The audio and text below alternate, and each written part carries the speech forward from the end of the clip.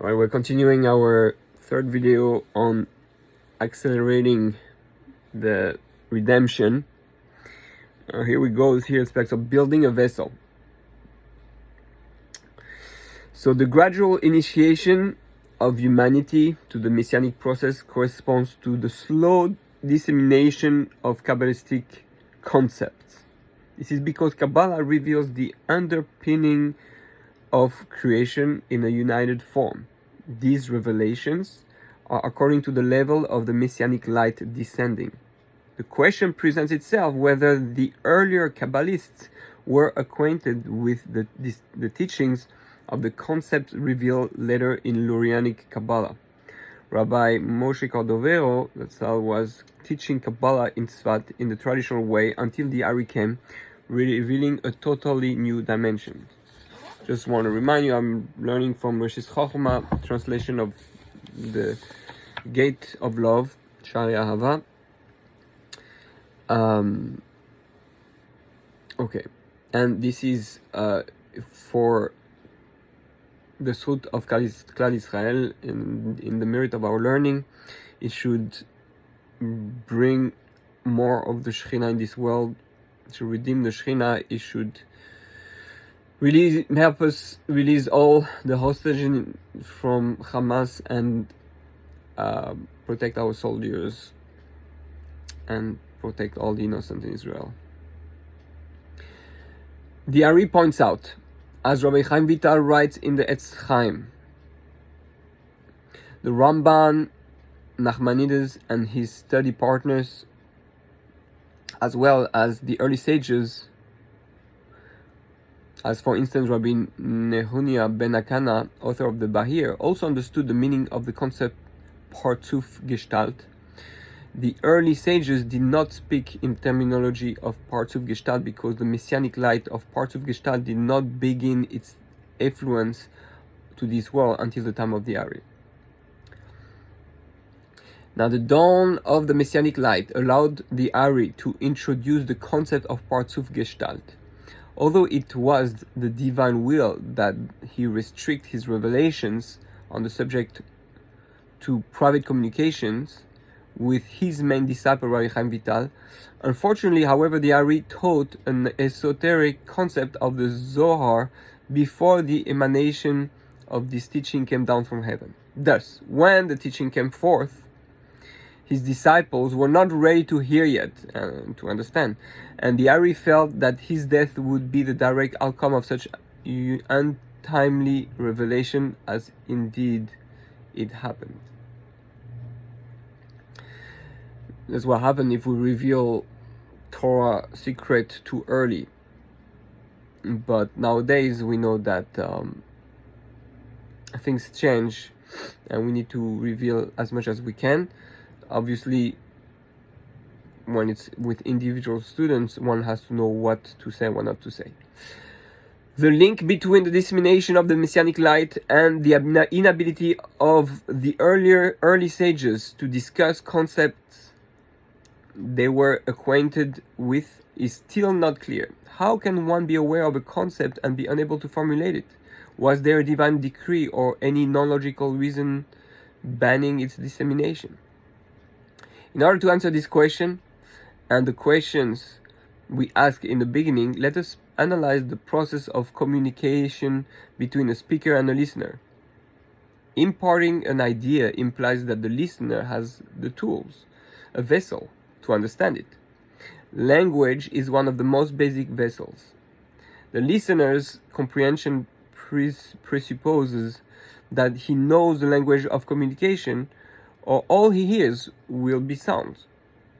If he knows some rudiments of the language, he will understand to a certain degree, but he won't be able to grasp the full meaning of the speaker. It's like someone speak to a kid about concept that he has never heard before.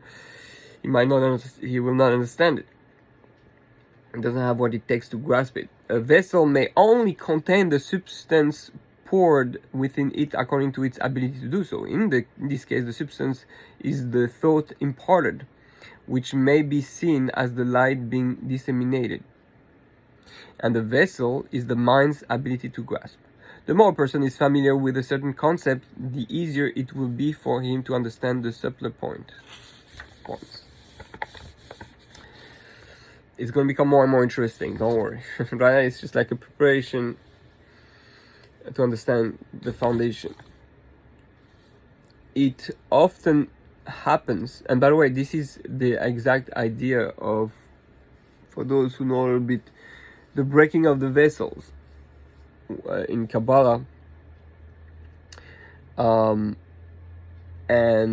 the idea that when the light came down into the spheros at the beginning of creation, the light was so intense that the spheros were not able to contain the light, and therefore there was explosions of the vessels. Our job here, that is teaching Hasidus and in Kabbalah, is to recreate the vessel, meaning repair the vessel, and get those vessels ready to receive the light that was given at the beginning of creation. So we can go back to Gan Eden. Another way to look at the sin of Adam Arishon, according to some opinion, the breaking of the vessel happened when Adam ate from the Etz Hadas. So Machlokes in Kabbalah, and there the idea is that Adam, when he ate from the knowledge of good and evil, the tree of knowledge of good and evil, he ate, so to speak, from that light that was super powerful, and because it was the knowledge was so intense. Sometimes we have a knowledge of something and we misuse it. So he, with his understanding of good and evil, his experience of good and evil, he couldn't handle it, and his neshama shattered, so to speak, which shattered the world, because the man is a reflection of the world. So what happened to a man happens to the world, and therefore he lost the ability to deal with it. It's like someone learns something so intense that it snaps a new idea, like he cannot handle it. It's like, no, I cannot listen to that. I cannot hear it. It's too much. It's going to be too intense. Emotionally, I cannot handle that knowledge. It's like a trauma. Actually, this is the first trauma of the world. Trauma it's too much intensity, and we break because of that trauma. So here we are here to rebuild those vessels, to rebuild our mind, to rebuild our consciousness, and to be able to understand really what's happening in the world. How are we able to understand God and repair therefore the knowledge, knowing good and evil, meaning learning what good and evil is without breaking apart, without failing to live a life of good, even though we know good and evil, truth and sheker. So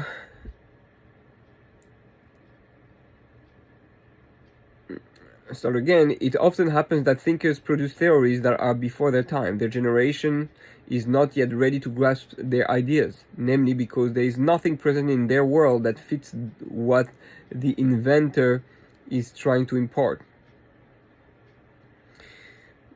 As a result, since the people lack the vessels to understand, they are apt to reject this message.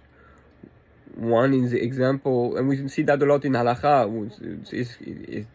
Can one use an elevator on Shabbos, or simple things like that? Things like, no, it's crazy. You can use electricity, and then finally, once a concept is sent and it's discussed and is reviewed, even though at the beginning it's rejected by everyone, eventually it find a way to be understood and accepted, and when it can be used and why and everything.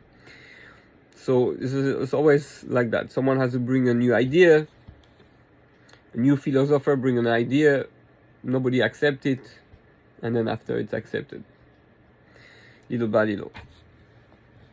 As a result, since the people lack the vessel to understand, they are not apt to reject his message. They are apt to reject the message. One example is Wilhelm Reich, a German psychiatrist who discussed New Age ideas such as the integration of mind and body in the 50s, and in response was sent to jail. We know also from Sigmund Freud, also was at the beginning nobody accepted his ideas.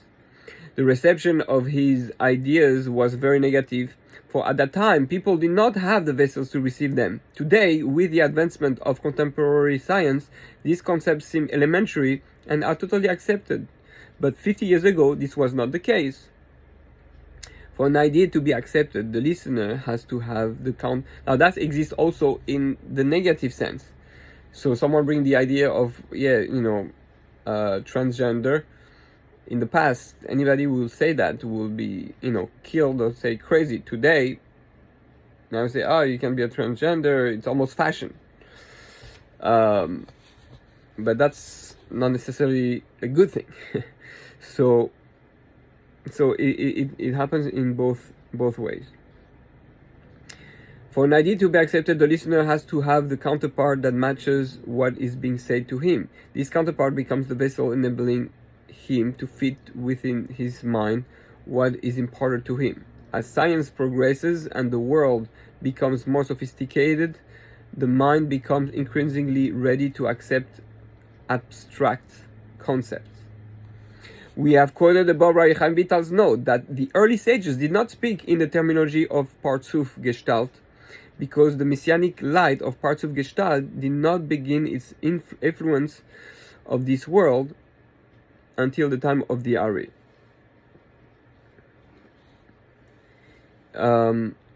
Just very quickly, Partzuf Gestalt, the Partzuf is how they constructed a system, the Ari constructed a system in which the spheros, groups of spheros are considered to be acting as with a certain personality, so to speak. So we know the Chochma is Abba, Bina is Ima, so you have the father, the mother, Zer and Pin, which are the 6 spheros, and Nukve is Malchus. So, and each one is going to behave, how does the father behave, how does the mother behave, and so it will use the spheros, an image, an identity to each sphere for us to understand how they interact with each other and what's their role in the sharing the light, or the way they function in sharing their lights. So that's a very brief, not such a great explanation, but just to understand what he's talking about on the surface level. So this means that there is a gradual descending of the messianic light for every insight or anything of value comes from this light. For a concept to be grasped, the messianic light corresponding to that concept must descend first. At the time of the Ari, a particular concentration of the light descended and allowed him to use parts of Gestalt language. And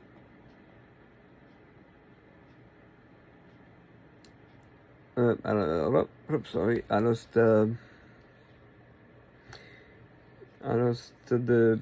line. Also Gestalt language. But the intuition of Ruach HaKodesh, divine inspiration, which was way above the cognitive level of ordinary expression of that time, was still necessary. The new level of Ruach HaKodesh only allowed the Ari to talk about this new concept to the initiated, who were prepared to understand at the intuitive level. As time went on, the Ruach HaKodesh descended slowly, but still there were no cognitive vessels of human understanding to receive the teachings of Kabbalah. The only way of really understanding the Kabbalah was through the intuition of Ruach HaKodesh. Meaning you get that gift from Hashem because you're holy and you're connecting yourself to Hashem. Through the Torah on a pure and holy level, you are able to grasp the basic ideas the Kabbalah. However, as time advanced, the divine flow increased to the degree that it became possible to perceive Kabbalah through the human intellect, so that it becomes easier and clearer.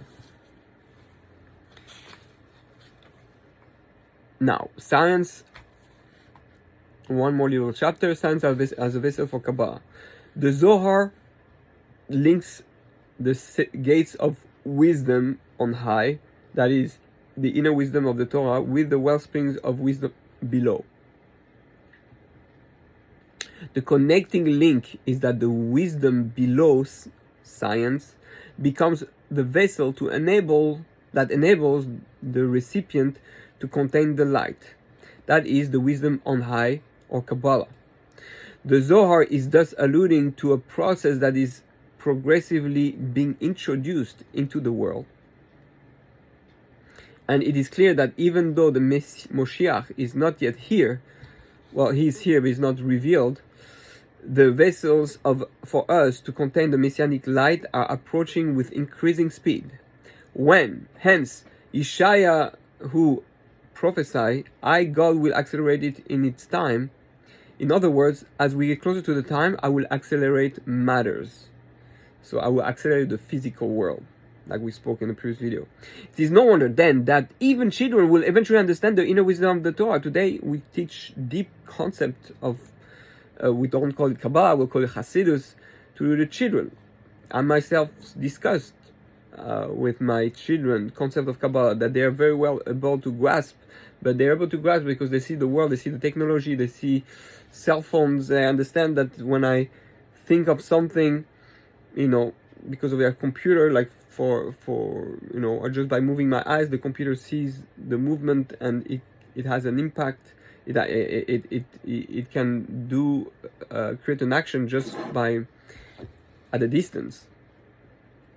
So they're able to understand how prayer is so powerful, and emotions, which are energy, are powerful and can affect what surrounds me. Just like the famous Dr. Emoto's experiment, where Zamir Cohen has it in his book, the Revolution or Science of the Ages. He shows how just having an emotion or thought, or even a symbol connected to water, will affect the water crystals, and they will give a different shape. So whatever I think or feel will affect the water. And that now we can understand the concept of making a bracha on water, for example. So all these we couldn't understand before. It was just like, okay, just the concept, but we couldn't grasp it. So now with the science that we have, we're able to grasp a lot of those things. So everything goes much faster. It is no wonder then that even children will eventually understand the inner wisdom of the Torah. This will not be an act of magic, for children will be so familiar with the new intellect as products of the teachings of science that they will be able to understand even more quickly than adults. This is already happening in the world. We have kids, they know how to work on the iPhone faster than most adults. Because they understand how it works. They're so used to use it, understand where it functions. Let us now address the question we asked earlier. What can you give? When can you give something over? When you know that the person has the appropriate vessel to understand it. If he is familiar with what the secular wisdom has to teach, he will thereby have the vessel enabling him to understand. One who is unfamiliar with current knowledge will not have the vessels to grasp. Hence, when you know that your audience lack vessels or necessary background to understand, you are forbidden to impart what you know. So it's as if to say, like, if you want to teach Kabbalah, you need to teach them before the concept, the spiritual concept, the scientific concept. You want people to understand the spheres, teach them nuclear physics, quantum physics. So things like that. The early then that's the Vina Gaon big thing, that we need to learn science, and the science will increase one's knowledge of Torah, many times. The early sages understood the inner wisdom of the Torah as an illumination of Ruach HaKodesh, but they could not speak about it clearly because the prerequisites had not yet been established. In other words, there were no vessels which could enable the mind to grasp. In contrast, in our times, the vessels of understanding are here and are continually being discussed so that everyone can understand. Disparity between the intuitive knowledge of the topic and its verbal expression may also be found in the Talmudic story in which God is showing Moshe the image of Rabbi Akiva standing with his disciples. Moshe was puzzled by what Rabbi Akiva and his disciples were discussing. Moshe's inability to understand was caused by his not grasping the use to which Rabbi Akiva put the new concept of vessels that had evolved since his lifetime. Rabbi Akiva was doing crowns on top and derived hundreds of halachos from the crowns of the Torah. The idea is that the ink of the Torah, the darkness, the choshech, the physical world, the light of the parchment, the original light is constricted. Right? It's the whole idea of the tzimtzum, where you have, this is like the ink of the Torah, and then every letter is infused with some light. But the idea is that really all this comes from the light that is around, meaning it's really all light. It became darker. So the ink is that symptom of the light, and when we learn the Torah, we read the Torah, we're trying to understand why was the Torah put into this word, into what is this word. The word is a vessel. How is this vessel enable us to understand the light of the Torah? So every word has this, like the Baal Shem Tov said, Olam Shana Nefesh. Every word has the world, souls, and time and souls. So the idea is that every word is a structure, is a specific vessel. So when I say ahava, love in Hebrew, those letters, the reason it has those shape, because that's the shape that enables love to be, or the light of love to be contained into this world. So that's what enables us to understand. When someone study Hebrew, the Lashon HaKodesh, the Hebrew letters, he will understand the light on the physical level also, meaning the spirituality in the physical world. Moshe Rabbeinu was such on a pure level, such a high level, that everything was light. There was no constriction. So he could look at the sun and see the sun. So he said, why are you putting glasses to look at the sun? Like, he didn't understand. I don't need glasses to look at the sun, sunglasses. Well, because Moshe Rabbeinu could look straight and not be blinded, but other people were blinded, so they need that vessel. I hope those examples help understand a little bit. So Moshe had been given the same basic knowledge, but only on an intuitive level. That is, he lacked the ability to extract information from the Torah that Rabbi Akiva had developed as a result of the evolution of the new vessels and methods of teaching that were at his disposal, but were not available to Moshe. So Moshe cannot understand how you can be living in 2023, and have internet and all the physicality of that, and be connected to God. How you do that? Because Moshe is connected to God without that, but he's on such a high level. But for us, it's like b'makom shebal tshuva omdim en tzadikim omdim. Same concept. The Baal Tshuva have developed the vessels to be able to be working in the Times Square, for example, like in the very, very physical world, very material world, and still be able to see God and live with God in such a situation. The same story with Rabbi Shimon Bar Yochai, who was in the cave for 12 years. and hiding. And then when he came out, he looked at people and didn't understand the people, what they're doing, running after worldly affairs, and burned them. That's the light we're talking about. He was not able to understand until he was able to see that Shamar v'Zachor, the Hadassah, that he saw someone running for Shabbos with two branches of Hadassah, one for Zachor v'Shamar. He saw that those people were using physical vessels in order to connect to the light and be able to grasp that light on the physical level. You see that the vessel was using was becoming light, but it's counterintuitive to think that a vessel can receive light, right? Because it's light, so can go fit in a vessel. But that's the magic of this world. This physical world is a vessel, right? This is the physical world, is a vessel to receive the light, and eventually, as the vessel uses the light properly and knows how to contain it, it goes back all to light. So that's the end of our class today, and next time, very exciting, the process of Moshiach ben Yosef. So that's everything is gonna come together. It's gonna become more and more exciting. So stay tuned for the coming of Moshiach. It's around the corner, so we gotta get ready. We gotta mind ready. You gotta think, if today, someone come and say, Moshiach is here, are you gonna be able to handle the concept? You know what I'm saying? People will not be able to survive Moshiach. What does that mean? And then they're not gonna be able to grasp the concept. Is your mind ready for it?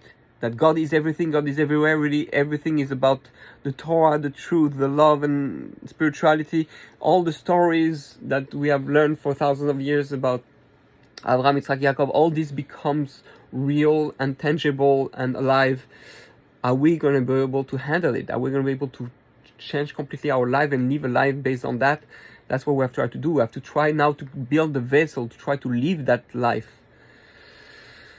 B'ezrat Hashem, we should be able to reach that in our time. Amen. Ken Yiratzon.